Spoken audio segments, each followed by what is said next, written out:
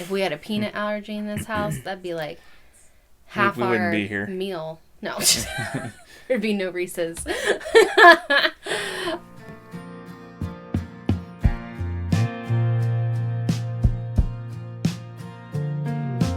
Society's family unit is in crisis as less and less people are making the commitment of a lifelong partnership together. It has been normalized, encouraged, and easier than ever to just throw in the towel when the going gets tough. With time at a premium, start by spending 20 minutes per week gaining thought-provoking inspiration towards a journey of self-improvement, ultimately improving your marriage, your family, your health, and your home. In the current day, life is full of constant comfort versus what life was like just 100 years ago. How can we be thankful when we have everything that we need, when we need it, available at our fingertips? And if that's the case, why does it seem like so many people are unhappy? Today, we wanted to share 10 things that we are thankful to have. Welcome to the Family Order Podcast today. We just want to say that we appreciate all of you listening. We still have a story and a message to tell and share with people. In lieu of Thanksgiving, we thought it was a good idea to talk about why we are thankful. So being unhappy isn't all bad because it's part of what makes us want to improve and get better. If you're unhappy with your weight, you go on a diet or workout program. If you're unhappy with your finances, you make a budget to improve your spending habits. And people that are the happiest are happy because they practice it. They list things that they're grateful to have. They think more about what makes them smile, what they're proud of, and I'll just note that you want to make yourself proud of the things that you do because that will encourage you to do more of it, and that will encourage the people around you to do more of it. In case you didn't know, this is our 10th episode, and we thought it was fitting to list 10 things that we're grateful for. And keep in mind, these are not ranked in any sort of order. So first of all, we are happy to have our family. We are happy to have a strong family, especially our kids. And I think that we have grown much stronger in the last 9 months, of being a family of 4. We're extremely close family. We talk all the time. And our children, well, at least Cadence, who talks, they're not afraid to talk to us about certain subjects or feelings or thoughts that they might have or 20 questions that come to mind. Well, and family and especially kids can be a bit of a sacrifice sometimes. You sacrifice money, you sacrifice time, even especially for you, it's a physical sacrifice too to birth children. But I guess, we... Just a little bit. Well, we had it pretty good. So, yeah. But I think that sometimes we get a little bit caught up in the negatives or the drawbacks that we perceive as drawbacks, but it's well worth it. At this point, we couldn't ever imagine not having kids. Oh, gosh. So not at all. It's definitely worth it. It's worth all the sacrifice. It gets tested sometimes. There's no doubt we have weak moments, but overall, we feel very, very fortunate. Yeah. And we're also, number 2, we're thankful for our health. We have been blessed with no major issues. Other than a few things here or there, we have no major allergies, like peanuts. If we had a peanut allergy in this house, that'd be like half we our wouldn't be here. Meal. No, there'd be no Reese's. So no major allergies, no illnesses or disabilities, within our immediate family. But we do work very hard to keep our health that way. Dental health, we do the regular dental stuff for the kids and we watch what we eat for the most part. We don't drink soda. So we're very thankful for the health that we have been given. Also, thankful that we're able to work from home. So that's not something that happened 9 months ago. If you have listened to any sort of our podcast, Ben used to travel 2 weeks out of the month. Mm-hmm. I worked out of the home from 8 a.m. to 6 p.m. 5 days a week, and some weekends. And so we have been very fortunate to be able to be home and make our living from home with our kids. I wake up every morning so happy that I just have to change sweatpants and go to work. Our house, we are very thankful for our amazing house. We say that all the time. We've built our future in this house. We have made this house a home. We, I guess, fell into this house very luckily in a market that was absolutely nuts and crazy. And we're thankful for our realtor, for the guidance that she gave us throughout the entire process. And, something that Ben and I are all about is value. And we definitely got value in this house. It's not a huge fixer-upper or anything like that. And we've been able to build our family in this home, and put our own little touches on it without any major renovations yet. But it's definitely been some elbow grease. But that has made it so much more worth it. And we've heard horror stories, from friends and stuff, that became recent homeowners. And we're just very thankful that we only had one little glitch. Our basement flooded a couple years ago. It was more than a glitch. That happened a few times too, but there was the one big one that everybody should experience it once, right? It made us more thankful. 5, our marriage. Ben and I have been partners in life for 15, almost 16 years now. And we're grateful, like I said, to have a partner in life that's on the same path, and continually trying to get better every day. I'm grateful, I guess, that Ben and I think alike quite a bit. We have the same core values, even though we grew up very differently from each other. We have kind of combined our lives into the same path, and we think alike, we parent alike, But we still have certain things that we complement each other on. Mm-hmm. We're not identical. I think that would actually be frustrating. Just to be with the same person all the time as you. It's great to have a different point of view. It's great to have a partner that is good at the things that you're not so good at, mm-hmm. and they provide the things that you sometimes can't, or at least maybe not can't, but maybe they are better at things than you are. They're quicker, and that's what makes it a good partnership. Yeah, and we're able to hold a conversation with each other. Yeah. I think you and I could talk a lot, daily. Obviously we talk daily. We have deep, meaningful conversations daily about the world in general. We have conversations about business. We bounce business ideas off of each other, work ideas off of each other. He proofreads things that I put together and looks at different designs of things, and he bounces ideas off of me as a consumer, and the target demographic for his business.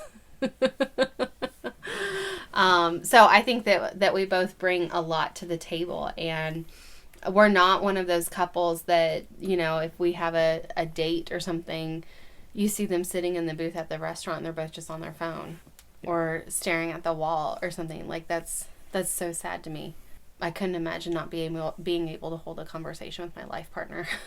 Moving into number 6, part of this you just touched on, but the daily walks are something that we're thankful for. Mm-hmm. I had the idea to start going out and walking as a family. One big reason was to get KJ riding her bike, and we had just started learning that, and so honestly felt a little behind. and we wanted to get out, get outside, get sunshine, get exercise, and we started walking twice a day. We actually saw some good results off that. Our energy was better. I mean, this is sort of a task stacking item for us, is that we were able to accomplish multiple things at once. And we talk about ideas for this podcast. We have the deep, meaningful conversation that you talked about, but we also talk about just some of the daily to-do lists. Because honestly, in the morning with kids, trying to get them ready and just trying to make it to your first cup of coffee can be a struggle. And so there's not time to get your head wrapped around what you need to accomplish that day. And we're able to communicate about the to-dos, what's for dinner, what are some things we've got on our list today that need to get done, what are we going to do this weekend, all sorts of things. It's focused time that we're both on the same page. We're not in front of a screen, phone out, TV on, in front of our computers. And so we can interact with KJ and have a bit of an adventure outside sometimes. Find treasure. And she finds treasure sometimes, which is great. And we bring that back home, and it just makes it more enjoyable. So obviously there's the connection, there's the exercise, there's the little bit of a tan that we get out of it, but we see our neighbors. That's true.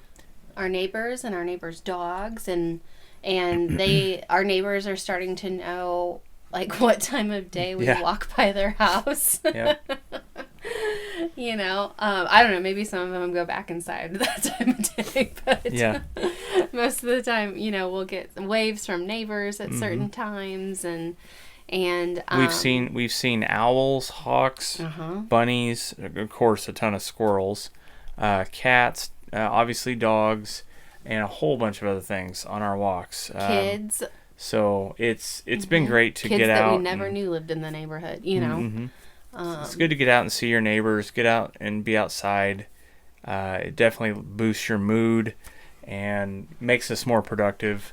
Some days are harder to get those 2 walks in, especially when it's cold or if we've got something going on, but we've really tried to protect that priority. It's worked out well for us. So moving into number 7, we're also grateful to have a steady income. Now, we say that with a little bit of caution because it's not like our income just fell in our lap. We have worked really hard to get where we are, and we're working twice as hard to keep it and 4 times as hard to build upon that. So it doesn't seem like anything's really come easy in our life, but at the same time, we're grateful for it providing the lifestyle that we have, and we're on the path at least to getting to where we want to go with some of our goals, with our mission in life. And I think we're getting there. It's just our problem sometimes is patience. We want it now. And I think that's hard when you're a bit of an achiever and you're motivated and you've got a lot of things you want to do. It's hard to wait, but we've definitely been grateful for the things that we have. So number 8 is a bit of an odd one, but we're grateful for 2020.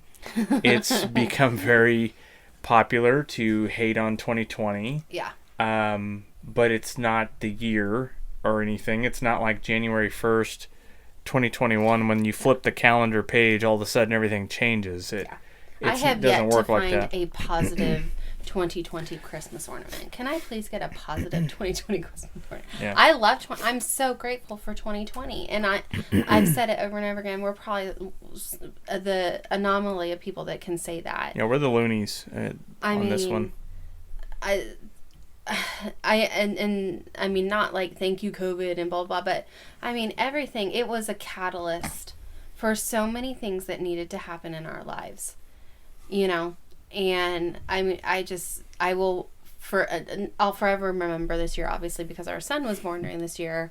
But I mean, my goodness, the things that we have accomplished in this year, we would have never imagined. We wouldn't have had the cojones to do it. We wouldn't have had the means and the time and the brain space to even think about the changes that we wanted to make. And it's been definitely a year of transition and change in so many different ways. And I don't even think we've seen the fruit of that yet. I think it's still got a ways to go before we we see all of this really come out. Yeah. But we feel it. We definitely can tell there's seeds of change still being planted that we're building towards, and some of these things we may not even know. We don't even know what's coming. We definitely didn't think we'd be here. Even 10 months ago, we didn't think we'd be doing what we're doing, sitting here, and it's been good change, but part of it is because we've made that decision that it's going to be positive. We're going to find the silver lining and make the best of it. Exactly. So, last two. So, number 9 is technology. We certainly wouldn't be here talking to any of you without technology. We wouldn't be able to live our lifestyle that we do. There's drawbacks to technology, of course. We've become very reliant on our technology, sometimes too much, and that's been talked about a lot. That's not surprising. But yeah, it's how we work. It's how we live. Technology is definitely integrated in our lives. I think in some ways we would like to cut some of that back, but we got to take advantage of the tools we have. And so that's not going away anytime soon. So we're very grateful for it. It supports where we're going in our lives. It definitely gives us the flexibility to do homeschooling, and just be able to travel and do anything we want to do. Mm-hmm. We have visibility to all sorts of information anytime we want to look something up. Mm-hmm. And a lot of that is available through technology. So we're very grateful for that. And number 10, this one's cheating a little bit, but we are very grateful for this podcast. Mm-hmm. We are only 10 episodes in, but we're grateful to have people interested in our message and our conversations. We've had 200 downloads. We just got that email this morning. Mm-hmm. So 10 episodes, 200 downloads. That's great. I'll take it. Mm-hmm. I will take it. We just had a message to give people, and we want people to kind of hear our conversations. These are the same conversations we have on our walks, and having people message us and talk to us, and having people listen from all over, just validates what we're doing. And we've said it before, we're not making any money on this right now. No. That's a goal, obviously, eventually, but right now we just feel that we have a message to say, and we want to be a resource to people. We're grateful that we're able to do that, and to almost create a audio diary. Mm-hmm. Well, and these are things that we've already had bouncing around in our heads. We've been listening to some of the self-help stuff for quite a while, and that's all great if you're consuming that, but what are you doing with it? Is it making a difference? Are you acting on it? Or are you just listening to it temporarily? Maybe you make yourself feel better if you listen to a good podcast, read a book, or whatever the case is. And, that's what we wanted to do. We wanted to start acting on it. We wanted to make a change. And it's leading to other good things, other good ideas, other things that we want to implement with our lives. And honestly, eventually, hopefully, it leads to inspiration and change for some people out there listening, and gives them inspiration to go do what they want to do with their life. So we took a chance, and we think it's going to pay off one way or another. Doesn't have to necessarily be financial. And that leads us into the call to order for this Thanksgiving week. If you're listening to this, hopefully it's before Thanksgiving, but before you go to bed at night, we want you to list out what made you smile today. What are you grateful for? And what makes you happy? So doing this and writing this out will help rewire your brain to be more positive. So the news, social media, and just human nature makes us a bit negative and cynical. We need to not focus so much on what we don't have or what we didn't get done. So that's all for today. We hope you enjoyed this episode. If you want to recommend more, we'd love to hear from you on the Facebook page. And don't forget to subscribe to the Family Order for more great content in the future.